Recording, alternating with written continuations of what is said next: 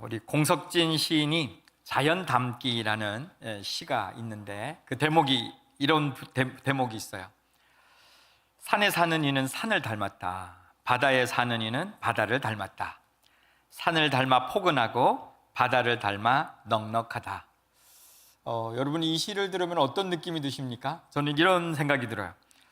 설마 산에 산다고 다 산을 닮고 바다에 산다고 다 바다를 닮냐, 이런 생각 들죠. 근데 그 다음 구절에 보면 이렇게 돼 있어요. 도시에 사는 이는 도시를 닮아 창백하다. 이거는 공감이 가요. 도시에 시멘트가 잔뜩 있죠. 그리고 정말 콘크리트로, 그래서 이번 여름도 지나면서 그 열기가 확확 다가오지 않습니까? 그러다가 보니까 사람들이 전부 다 지쳐있고 또 얼굴들을 보면은 정말 창백해 있어요. 옆에 있는 분 얼굴 한번 봅시다. 어떻게 생겼나? 네. 여러분은 도시를 닮지 않기를 주의 이름으로 간절히 축복합니다. 우리의 인생을 살면서요, 내가 볼 수 있는 게 제한되어 있고 또 우리들이 그것들을 통해서 자꾸 닮아가요. 나의 어떤 삶의 환경에 자꾸 닮아가고요. 그러면서 나도 모르게 내 인상이 만들어져 갑니다. 지금 여러분은 무엇을 보고 또 어떤 것을 닮아가고 계실까요? 아름다운 추억을 가진 사람은 그 아름다운 추억을 통해 가지고 인간의 사랑 또 아름다운 것들 내 속에 간직하면서 시간이 지나도 환경이 바뀌어도 나의 인생을 또는 내 인상을 만들어갈 수 있어요. 우리들의 삶의 가운데에서도 아름다운 추억만 있어도 그렇게 되어진다고 한다면 우리는 지금 예수님을 믿는 사람들 아닙니까? 그 주님과 함께 교제하는 삶을 살고 있지 않습니까? 그러면 주님의 교제와 그 사랑 안에서 내가 쌓아가고 있는 이 추억을 통해서 오늘 우리는 과연 예수 그리스도를 닮아가고 있을까요? 여러분들은 지금 누구를 닮아가고 있다고 생각하십니까? 그래서 여러분들의 삶이 또는 여러분의 인상이 누구와 닮아져 가고 있을까요? 자, 3주째 지금 저희는 시편 36편을 살펴보고 있습니다. 다윗은 이 36편을 통해 가지고 내가 지금 누구를 닮아가고 있다, 이렇게 정확하게 이야기를 해줍니다. 특별히 오늘 본문 가운데 8절에 12절의 말씀을 보면 그는 확실하게 이제 나는 누구를 닮았습니다, 이렇게 말할 수 있다는 것이죠. 제가 이 36편을 세 차례 나누어서 지금 말씀을 드리고 있는데 다윗을 우리가 가만히 한번 묵상을 해보면 특별히 1절에 4절을 보는 다윗의 모습은 어떠할까요? 다윗은 지금 너무나 버거운 인생을 사는 거예요. 자기가 만들어 놓고 또 예측하지도 못했던 그런 삶을 그가 살아가고 있는데 세상이 너무 악해요. 자기는 아무것도 하지 않았는데 자기를 시기 하고 자기를 죽이려고 하는 사람이 생기고 그리고 거기에 쫓겨다니고 있는 자신의 인생, 그러면서 자기가 얼마나 버거움을 느낄까요?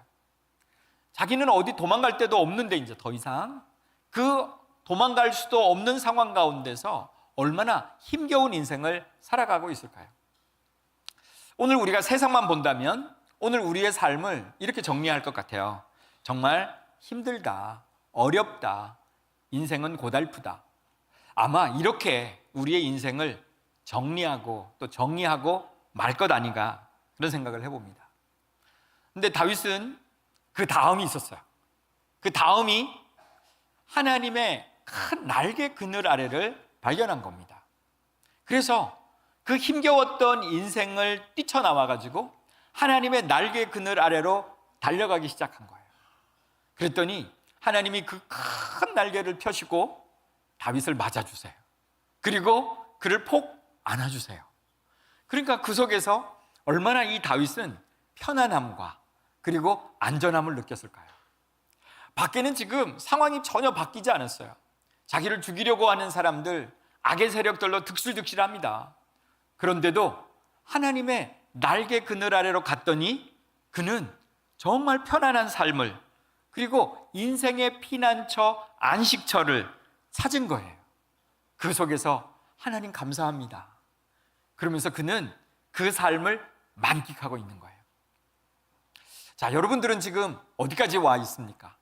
다윗은 지금 편안한 하나님의 삶, 그 날개 그늘 아래까지 왔습니다. 그런데 그 다음이 없이 그 날개 그늘 아래만 있다면 우리가 생각을 해보면 여기에도 우리가 퀘션 마크가 붙어요. 왜냐하면 지금 이 날개 그늘 아래 폭 안겨 있는 이 모습은 마치 이 갓난아기가 엄마의 품 속에서 느끼는 편안함을 우리들이 예상해 볼 수 있기 때문에 그렇습니다. 그래서 그 아이가 더 이상 자라지 않고 계속 엄마의 품에만 있다면 이건 정말 문제가 되겠죠. 그런데 다윗은 그 다음도 자신의 삶을 개척해 나갑니다. 그래서 그 다음이 있는 거예요.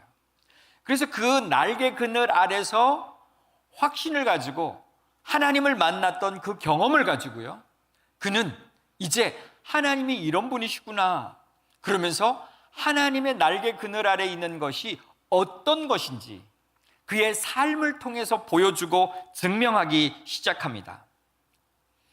여러분들이 오늘 이 하나님의 자리, 예배의 자리에 나왔다라고 하는 것은 내 삶에 정말 힘겨운 순간순간들을 다 뒤로하고 하나님의 날개 그늘 아래 온 줄로 믿습니다. 그래서 이 자리가 편안했으면 좋겠어요. 행복했으면 좋겠어요. 여러분이 모든 것들을 내려놓고 가장 편안한 시간이 되었으면 좋겠어요. 그러나 한 가지를 더 말씀을 좀 드리고 싶어요. 이 자리에 여러분들이 편안함을 느끼면서 그 하나님의 큰 날개 그늘 아래만 우리들이 그 안에만 숨어 있다면, 또는 그 안에 안겨만 있다면 이건 하나님이 원하시는 삶은 아닐 거라는 겁니다. 그러면서 오늘 다윗은 하나님의 날개 그늘 아래에 있는 사람들이 하나님이 주시는 유익이 뭔지, 축복이 뭔지를 우리들에게 설명해 주시고 계십니다. 그러면서 그것을 깨달은 사람은 또 어떻게 살아야 할지 오늘 우리들에게 삶의 방향을 제시해 주고 있다는 것입니다. 자, 이제 다윗이 우리에게 전하고 있는 하나님의 날개 그늘 아래에서의 유익이 무엇일까를 우리들이 한번 말씀 속에서 찾아보겠습니다. 오늘의 본문 8절로 우리 한번 가볼게요. 8절. 우리 8절 한번 같이 읽어봅시다. 시작. 그들이 주의 집에 있는 살찐 것으로 풍족할 것이라. 주께서 주의 복락의 강물을 마시게 하시리이다. 자, 이 다윗은 지금 우리들에게 뭐라고 얘기하냐면 주의 날개 그늘 아래에 있는 자가 무엇을, 어떤 걸 얻게 되어지는가. 첫 번째 먼저 주의 집에 있는 살찐 것으로 이렇게 말합니다. 풍요함을 나타내는 것이죠. 그런데 이것은 물질적인 풍요를 넘어섭니다. 고대 근동에서는 살찐 것, 이것을 최상의 것, 가장 풍요롭고 귀한 것, 이런 의미를 가지고 있었다 그럽니다. 그래서 이제 이게 성경 속에 그대로 녹아 있는 것은 뭐냐면 하나님 앞에 나아갈 때 어떤 것을 바칩니까? 상한 것이 아니에요. 비루한 것이 아니에요. 가장 최상의 것, 가장 풍성한 것으로 그리고 하나님께 드립니다. 최상의 것을 드렸더니 하나님이 우리에게 최상의 은혜를 주시는 것이죠. 이 은혜들을 오늘 우리들이 이 말씀 가운데서 찾을 수 있는 겁니다. 하나님과의 친밀한 교제, 그리고 그분의 임재 가운데서 우리들은 영적인 풍요를 누려요. 말씀의 충만함으로 채워집니다. 성령의 은혜로 임재하심으로 충만해질 줄로 믿습니다. 지금 다윗이 그 은혜를 누리고 있는 거예요. 그러면서 하나님, 내가 주의 날개 그늘 아래로 왔더니 주의 집에 있는 살찐 것으로 나를 충만하게 채워주셨습니다. 이렇게 고백하고 있는 거예요. 우리가 세상의 것들을 여러분들이 한번 가지려고 애를 써보십시오. 그것을 가지려고 애를 쓰면 쓸수록 우리들에게 찾아오는 것은 뭐냐면 갈증이에요. 더한 갈증이 찾아온다는 겁니다. 계속해서 우리는 갈증을 느낄 수밖에 없는 거예요. 진정한 영혼의 안식과 풍요를 우리들이 경험할 수가 없어요. 그런데 하나님의 주시는 것들은 다릅니다. 하나님의 주시는 것들은 우리들에게 일시적인 게 아니라 하나님의 풍성한 것으로 채우시는 거예요. 그래서 내 영혼이, 내 삶이 어느 사이에 참된 만족과 풍족함을 경험하게 되어지는 거예요. 그 다음 표현이 더 멋집니다. 주의 복락의 강물, 이렇게 표현하고 있는 거예요. 우리가 이제 이 시편의 말씀을 읽을 때는 여러분들의 감성을 동원하셔야 돼요.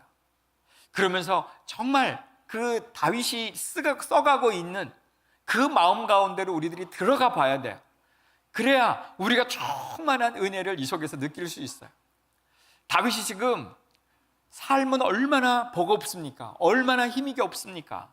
그런데 그 힘겨운 가운데에서 주의 날개 의뢰 아래로 왔더니 하나님이 주시는 풍성함이 있어요.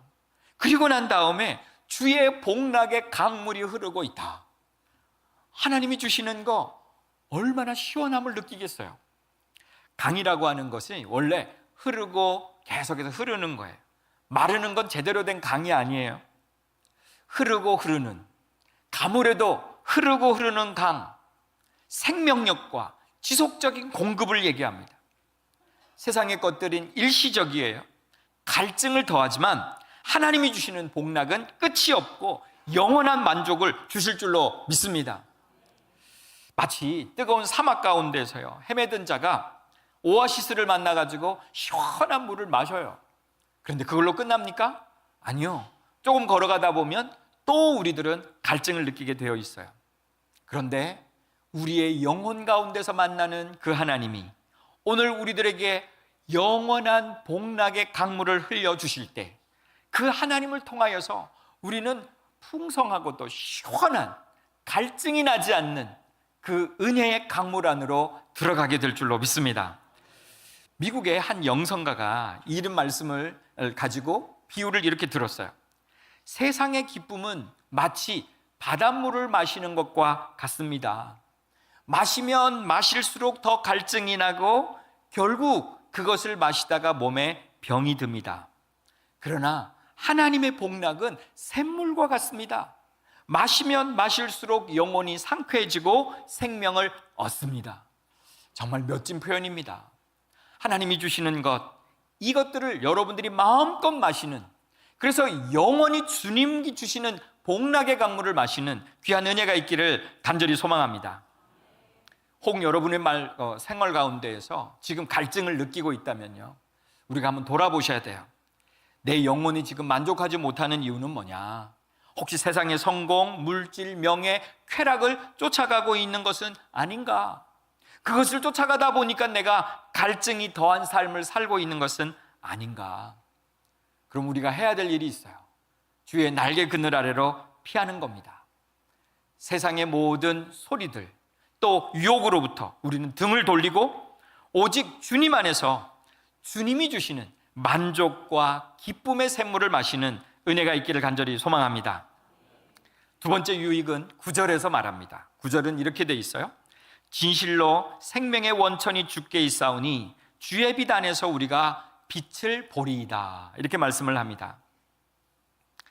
악인들은 스스로 살아가려고 합니다.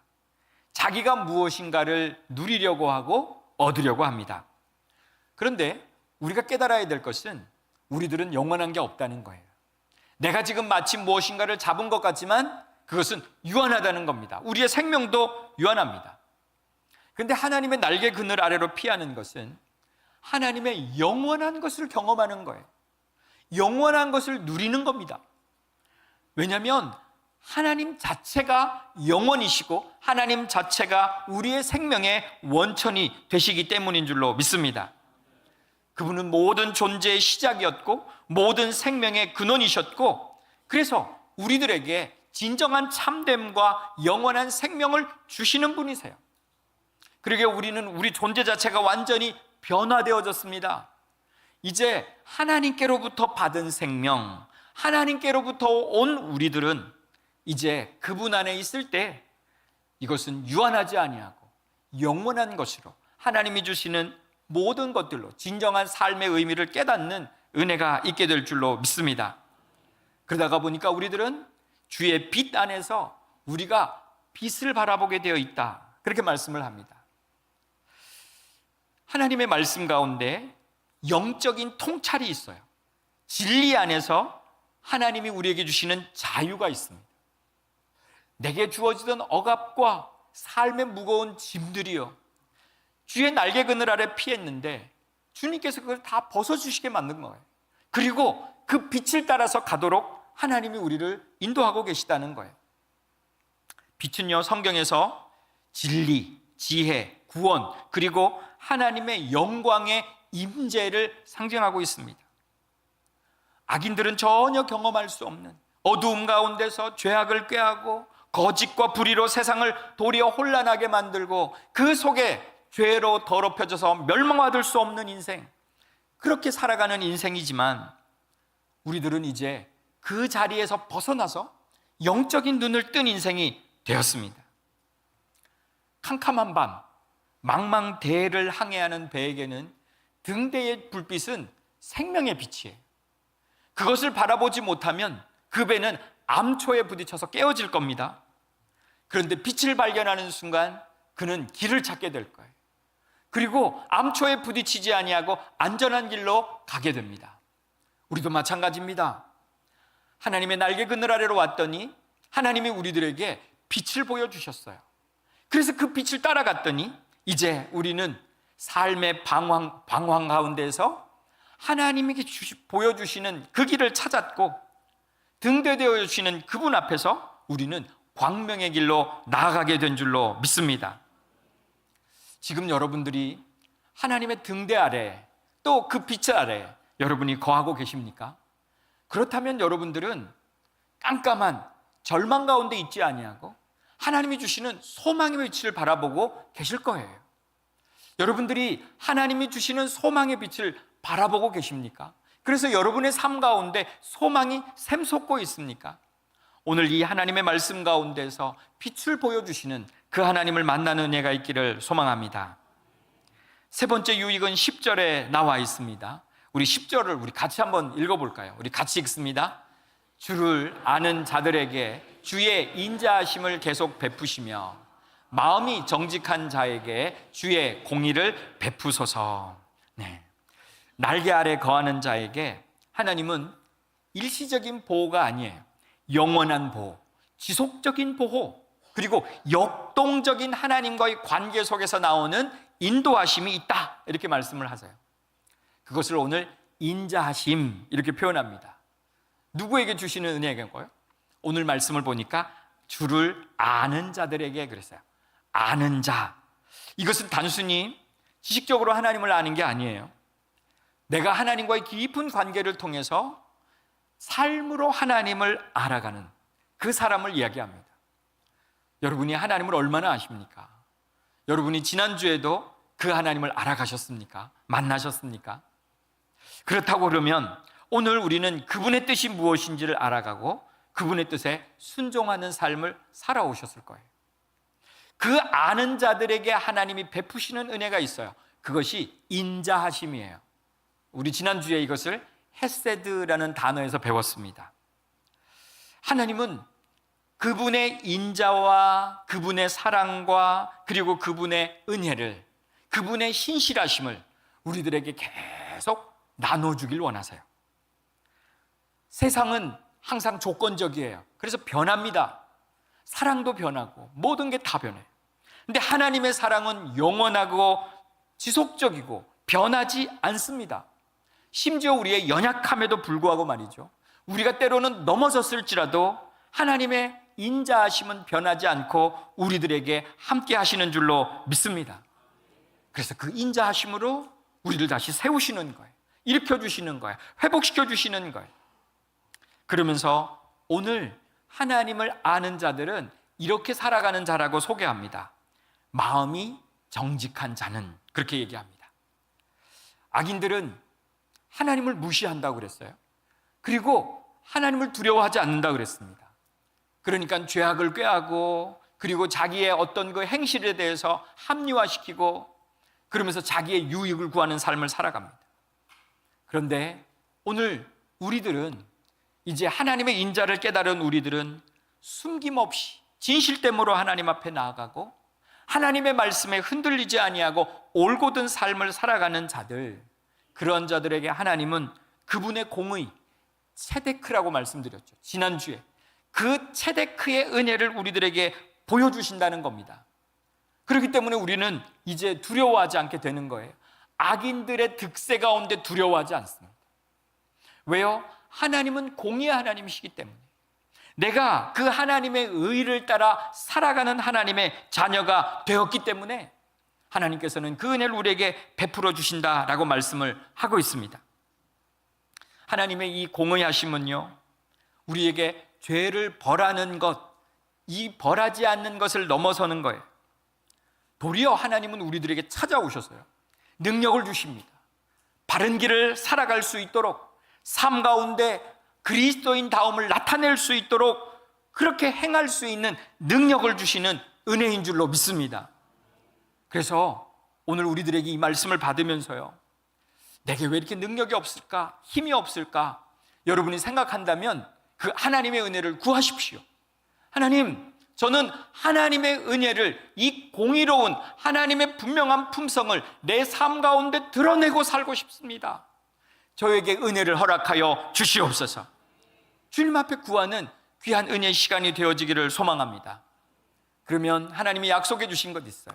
의의 면류관을 씌워주시겠다는 거예요. 오늘 우리가 악인의 번성을 부러워하지 않아야 합니다. 그들은 분명하게 멸할 것입니다.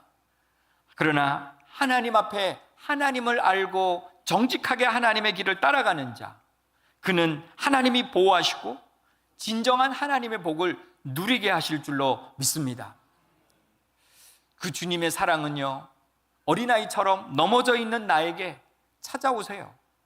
오늘 여러분들이 연약한 모습을 가졌다 할지라도 말씀 가운데 소망을 얻으십시오.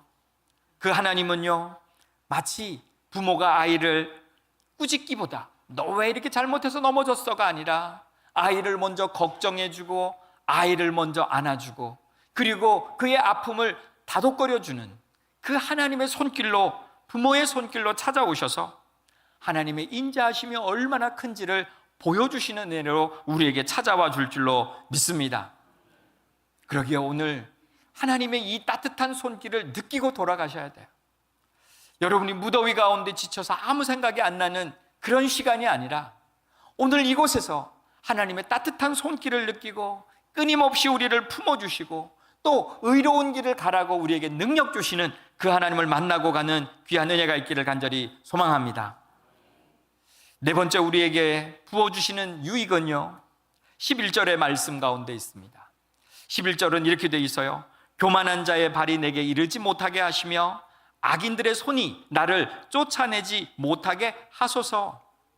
이것은 다윗의 간구이기도 합니다. 그렇지만 하나님과의 약속의 확신이기도 합니다. 교만한 자의 발, 이 발이 나에게 직접적으로 다가오지 않고 하나님이 미리 막아주시는 은혜, 그것은 하나님의 약속이었습니다. 그가 기도하면서 하나님 앞부터 얻은 확신입니다. 이건 현실적인 거예요. 여러분을 지금 누가 넘어뜨리려고 하고 있습니까? 누가 여러분들을 위협하고 있습니까? 위협의 손길이 클 수 있어요. 위협하는 목소리가 무서울 수 있습니다. 그러나 그들이 나를 위협하는 그 위협이 나에게 닿기도 전에 하나님이 보호하는 날개가 먼저 우리를 보호해 주시는 것을 믿으실 수 있기를 간절히 소망합니다. 악인들은 지금도 자기들이 이길 줄 알아요. 오만합니다. 활개를 칩니다. 의인들을 짓밟고 자기들이 폭력적으로 다 모든 것들을 해낼 수 있을 거라고 생각을 합니다. 다윗도 똑같은 상황을 맞이했잖아요. 사울 왕이 군대를 동원해가지고 끈질기게 추격을 합니다. 음모를 세웁니다. 죽이려고 합니다. 생명의 위협을 수도 없이 겪습니다.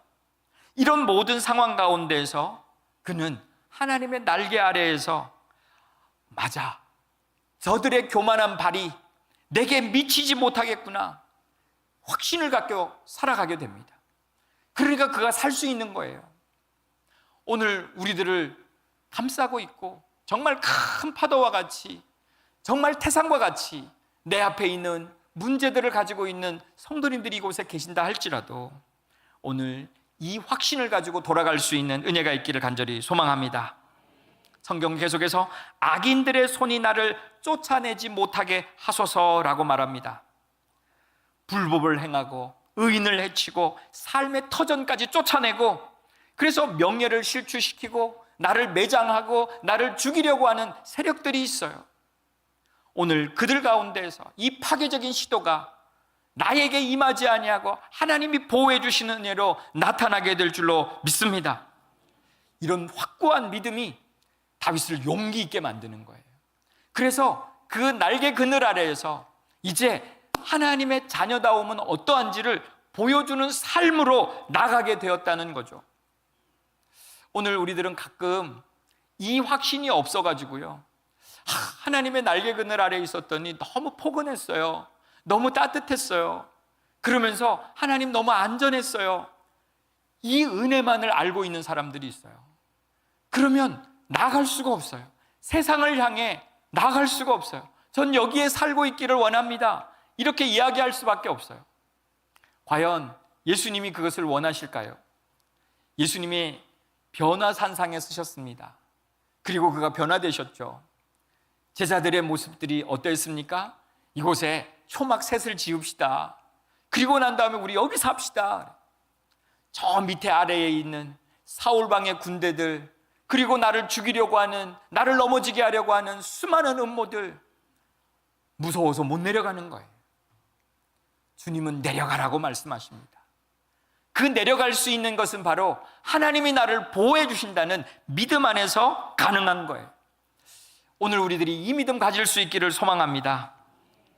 하나님이 의인들을 보호하세요. 함부로 손대지 못하게 하십니다. 세상에 아무리 권세를 가지고 비방하고 나를 죽이려고 하고 넘어지게 하고 두렵게 하고 낙심케 하는 이 모든 상황 가운데서 하나님은 아니야, 내가 너를 날개 그늘 아래로 부르셨고 보호하고 계셔, 오늘도 내가 너와 함께 해, 주님이 말씀해 주시는 그 음성을 듣고 돌아가는 은혜가 있기를 간절히 소망합니다. 그래서요, 여러분들이 이제 이렇게 좀 살았으면 좋겠어요. 세상에 눈치 보지 마세요. 그리고 악인에게 굴복하지 마세요. 그리고 여러분들이 스스로 낙담하고 절망하지 마세요. 오늘 우리들의 환경을 보면 얼마든지 그럴 수 있을 것 같아요. 그래야 살 것 같아요. 그래서 우리들은 도리어 죄 가운데 살아가게 되어지고 악인들에게 무릎 꿇게 되어지고 이게 사는 방법이야 라고 우리 스스로가 위안하고, 그리고 때로는 큰 문제 가운데서 우리들은 절망하기도 하고. 그런데요, 오늘 영적인 눈을 주님이 열어주실 수 있는 귀한 은혜의 주일이 되어지길 간절히 소망합니다. 하나님이 여러분들을 큰 날개 그늘 아래 보호하고 계세요. 그러시면서 말씀하고 계세요. 내가 보호할 테니 두려워하지 말고 가라는 거예요. 여러분의 삶의 현장으로 가라고 말씀하십니다. 담대하라고 말씀하세요. 두려워하지 말라고 말씀하세요. 오늘 이 하나님의 음성이 여러분의 고백이 되어질 수 있기를 주의 이름을 간절히 축복합니다. 마지막으로 12절을 가보면 가장 강력한 유익이 이렇게 되어 있어요. 우리 12절 같이 한번 읽어볼까요? 같이 읽습니다. 악을 행하는 자들이 넘어졌으니 엎드러지고 다시 일어날 수 없으리이다. 아멘.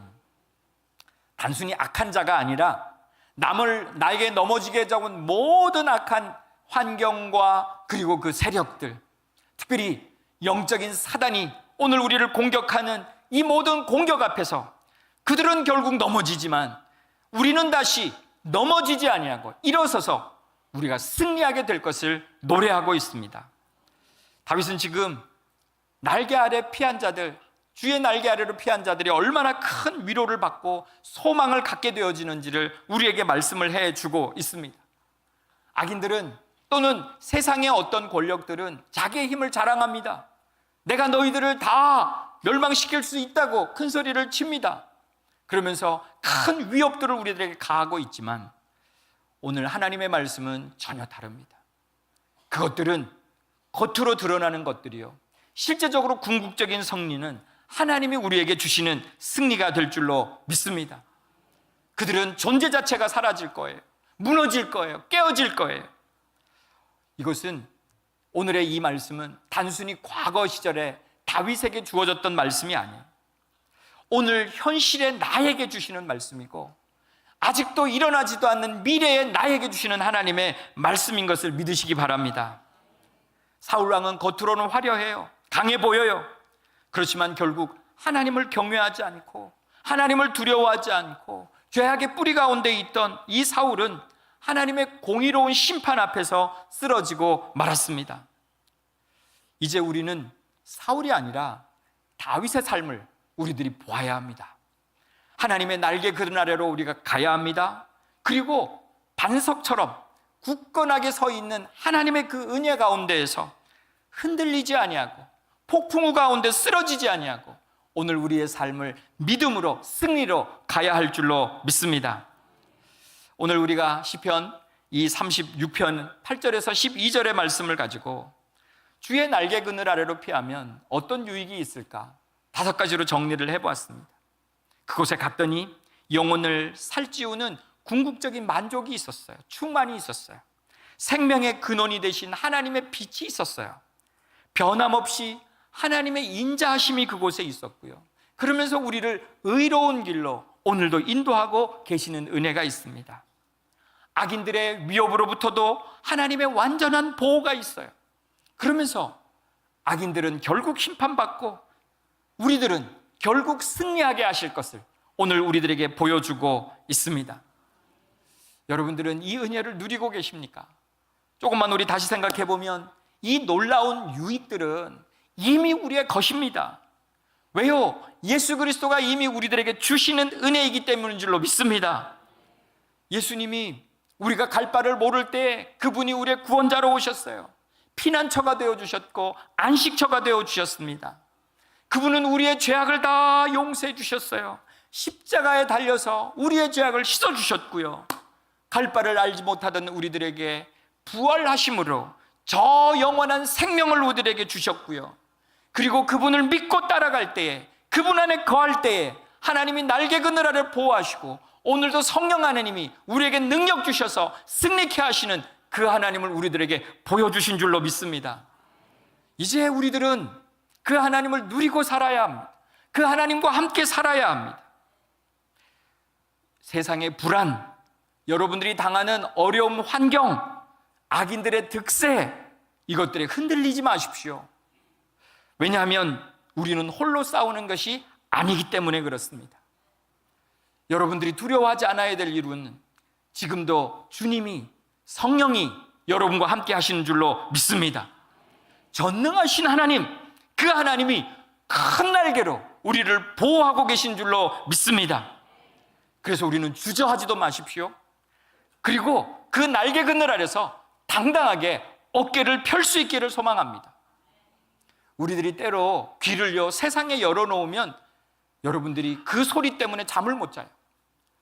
여러분이 어젯밤에 더우셔서 혹 잠을 못 주무시는 분이 계셨을지라도 세상의 염려와 근심과 재리 때문에 여러분들이 잠 못 드는 밤을 맞이하지 않으시기를 간절히 소망합니다. 세상의 소리는 우리를 혼란케 합니다. 우리를 금방 죽일 것 같아요. 우리들이 금방 모든 것들을 다 내려놓게 만듭니다. 근심 가득 줍니다. 어떻게 가지? 이 소리들로 가득합니다. 그런데 주님의 소리는 다릅니다. 주님의 소리는요 우리의 마음을 안전하게 해요. 그리고 우리의 마음을 굳건하게 세워주세요. 흔들리지 않게 붙들어주세요. 여러분들이 지금 어디에 귀를 열고 계십니까? 이 시간에 세상의 소리에 귀를 닫는 은혜가 있기를 간절히 소망합니다. 우리를 부르시고 우리를 인도해 주시고 우리를 붙잡아 주시고 오늘도 우리를 위로해 주시고 격려해 주시는 하나님의 음성에 귀를 열어가시기를 주의 이름을 간절히 축복합니다. 헛된 것 찾아 헤매지 마십시오. 생명의 원천이신 주님께로 나아가십시오. 우리의 피난처 되시는 하나님, 그분 앞에 이제 다 맡겨보시기 바랍니다. 다윗처럼 그 모든 세상 가운데서, 그 시름 가운데서 주의 날개 그늘 아래로 다 내려놓고 주님께 맡겼더니 주님이 세임 주셨어요. 믿음 주셨어요. 확신 주셨어요. 그러면서 나아갈 수 있게 되어집니다. 저 서슬퍼런 사울의 군대들 앞에서, 저 서슬퍼런 사울의 권세 앞에서 두려워하지 아니하고 하나님을 믿고 나아갔던 겁니다. 그래서 승리할 수 있었던 겁니다. 여러분의 삶 가운데서도 오늘 하나님이 주시는 은혜로 여러분의 삶의 무서운 현장, 여러분 두려워하지 아니하고 믿음을 가지고 나아갈 수 있는 은혜가 주의 이름으로 여러분에게 충만하게 임하기를 주님의 이름으로 간절히 축복합니다.